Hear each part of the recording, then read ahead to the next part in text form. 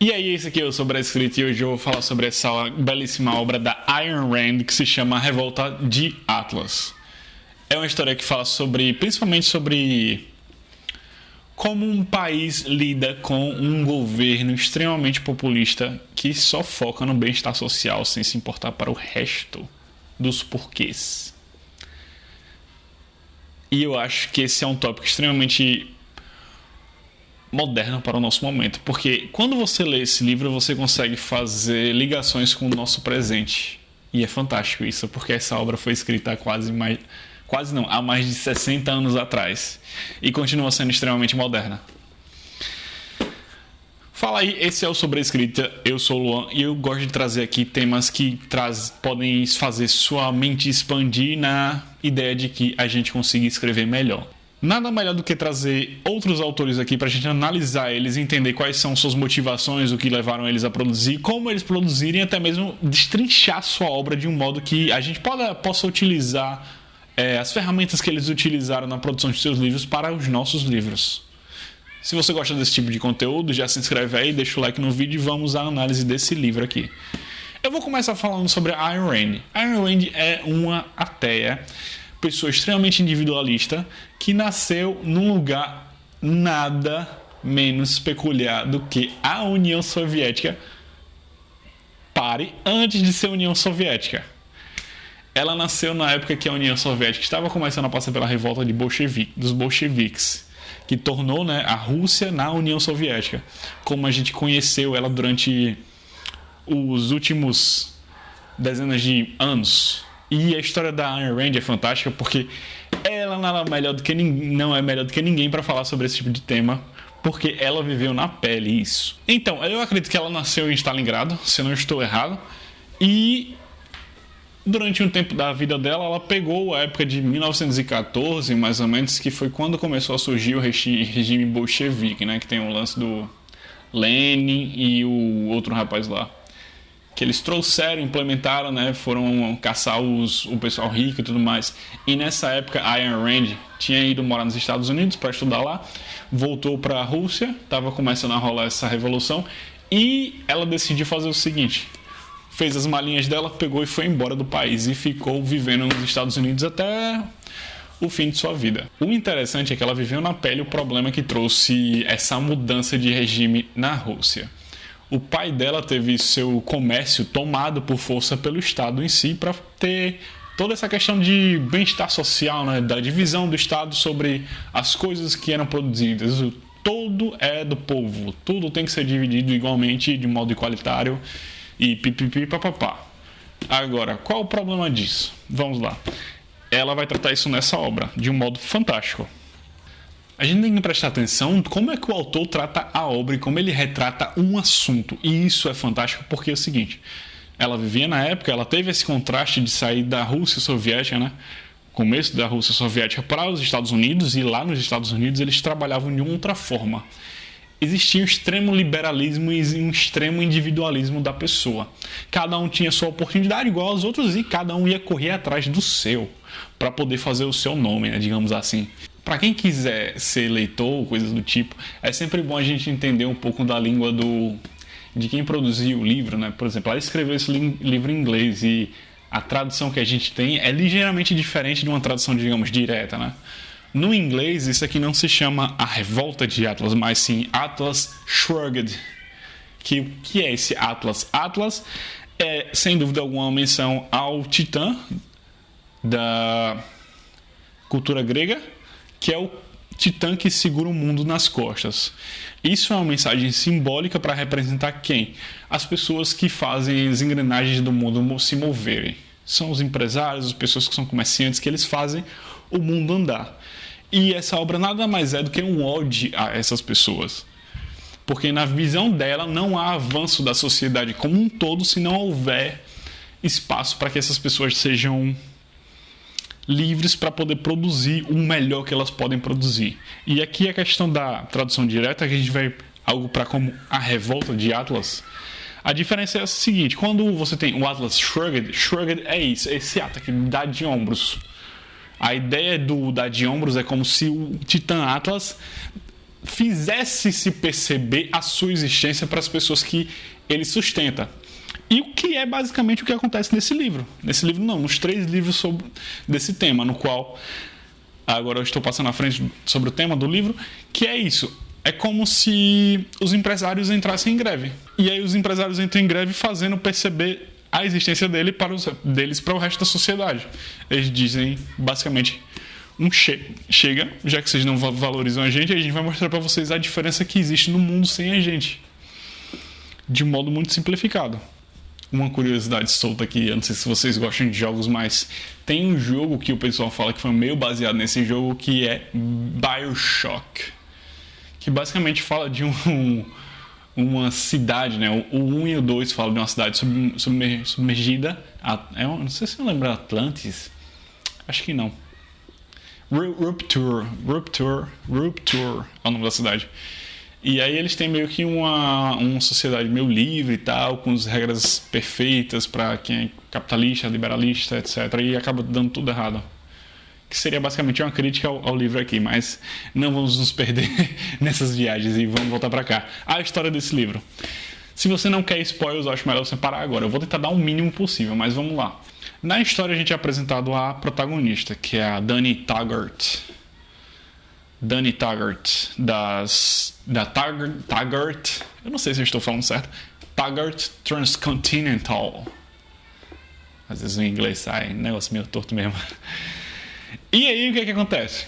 Ela é a vice-presidente da empresa, mas de um certo modo ela funciona como presidente. E o que ela faz é no trabalho dela, fazer essa empresa de trens que circula no país inteiro, né, nos Estados Unidos inteiro. E ela vai tentar fazer essa máquina gigante dessa empresa funcionar perfeitamente. Em contrapartida, a gente tem o presidente, que é o irmão dela, o James Taggart, que é o completo oposto dela. E aí os dois têm essa dinâmica de protagonista meio que antagonista. Ela acredita muito na liberdade e tal, e o James tem muita linguagem de a gente é rico, tem que ajudar os outros.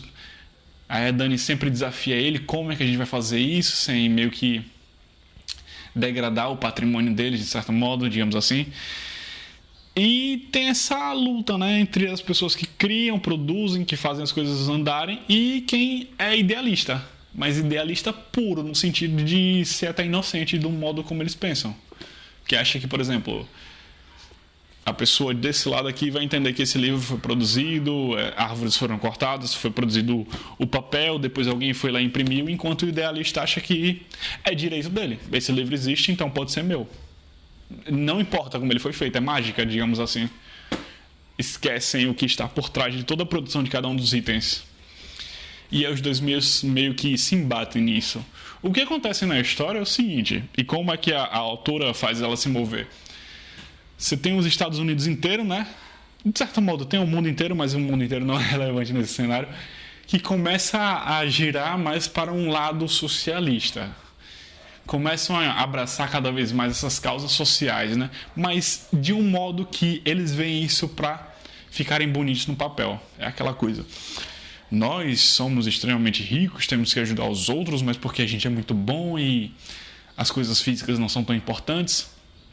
E por causa desse diálogo, eles acabam degradando as pessoas que produzem, de um modo que se torna cada vez mais difícil continuar a produção das coisas.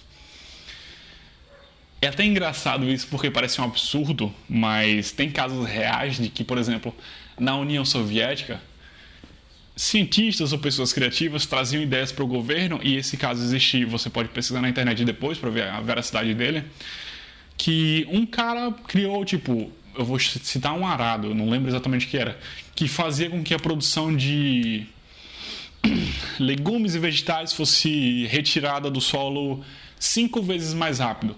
E o que aconteceu? Ele apresentou isso para o Estado, né? O Estado é quem deveria pegar essa ideia, transformar em realidade e aplicar ela nas plantações para trazer as colheitas mais rápido para o povo. Só que esse tipo de inovação era barrada. Por que ela era barrada na União Soviética? Não é um caso único. Porque isso tiraria o emprego das pessoas que estavam lá no campo.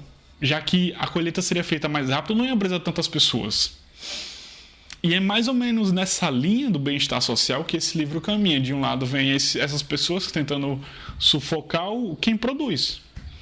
Só que o problema de quando você faz isso e reprime isso, a produção começa a cair.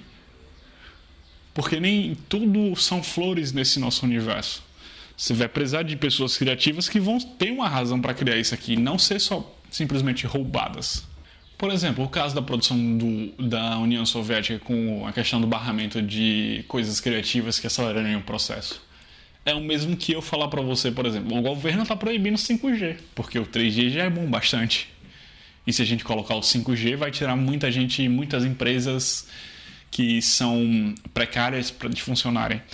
E é essa a ideia, pô. Quando você tem esse defesa do bem-estar social, você nem sempre está deixando florescer os melhores. Você está tentando manter os piores em funcionamento, em detrimento dos melhores. E quando você tem isso, não existe um equilíbrio. Os piores sempre vão ser piores por uma razão. É essa a ideia que esse livro mostra. Por exemplo, tem outro personagem que funciona às vezes como protagonista, que é o Hank Riordan. Ele também tem um antagonista. Aí você vê interessante da autora como ela cria essa ideia dos extremos, né? Protagonista e antagonista. E isso é muito bom porque a gente que lê odeia, mas do fundo do coração, odeia os antagonistas. Quando você se autor, se você consegue gerar esse tipo de sentimento em quem lê o seu texto, é perfeito, porque isso vai marcar a pessoa, isso vai ficar interessada, a pessoa vai querer ver esses antagonistas sofrerem depois de fazerem o protagonista sofrer, por razões mais absurdas que eles jogam em cima dele. Aqui, por exemplo, o Hank Riordan é um metalúrgico famoso, criativo, e ele cria uma liga metálica nova, completamente inovadora, que é mais durável, mais leve, mais prática de se fazer. E o que acontece na história? O Estado vai tentar oprimir essa criação. Por quê? Porque essa criação é dele, é única dele. Nenhum outro metalúrgico num país consegue fazer igual. Logo, na ideia do Estado, que é a premissa do livro inteiro, da história inteira, ou todos conseguem fazer, ou ninguém faz. Porque se ele está na vantagem, ele não deveria estar na vantagem. Porque tá fácil para ele. Fácil entre aspas, né? Digamos que ele passou 10 anos estudando sobre como criar essa liga metálica. Pouco importa para o Estado. O que importa para o Estado é dar uma chance para todos os outros que são medíocres na sua criação. Todas as outras empresas que não tiveram a mesma oportunidade de crescer. E isso é brilhante na história porque, infelizmente, não somos iguais. Nem todo mundo quer ser o chefe da empresa. E muitas vezes a gente não valoriza os chefes das empresas que, às vezes, mantêm certas coisas funcionando que não é fácil nesse país. Esse é um caso agora passando para o Brasil, por exemplo. 80 a 90% das empresas fecham nos 2 primeiros anos. E o interessante disso é você ver que a autora viveu na pele isso, esse contraste dos dois mundos, e ela trouxe isso para o livro. Esse aqui é só um deles, eu estou no terceiro ainda, não terminei ele, estou terminando a história agora, mas é fantástico você ler porque você vê como ela trabalha o desenvolvimento dos personagens, antagonista, protagonista, e como ela tira do leitor isso. Você vê, a história nada mais é do que a história de vida dela. Ela se mudou para os Estados Unidos, digamos que ela se vê como a Dani. Aí ela floresce nesse novo país, onde ela tem as oportunidades onde não tinha antes. Onde o esforço dela, o esforço único dela é valorizado como individual, pessoa individual. Não um esforço conjunto de pessoas medíocres que eleva as coisas. Não, ela sozinha consegue fazer isso. E para mim isso é fantástico porque, no fim das contas, é cada um por cada um. Eu fiz uma review meio aleatória, mas vamos ver aí se vocês gostam, dá like aí que eu vou trazer outras reviews sobre outros livros que eu acho fantástico. E é sempre interessante a gente parar para aprender com outros escritores. É aquela frase que Albert Einstein falou, né? Ele não é tão grande assim, ele simplesmente estava sentado em cima do ombro de gigantes que são outras pessoas que vieram antes dele, como Isaac Newton. E assim a gente vai, né? Vamos sentar nos ombros dos gigantes para poder enxergar mais longe. Se você gostou, dá o like, segue o canal e até o próximo vídeo.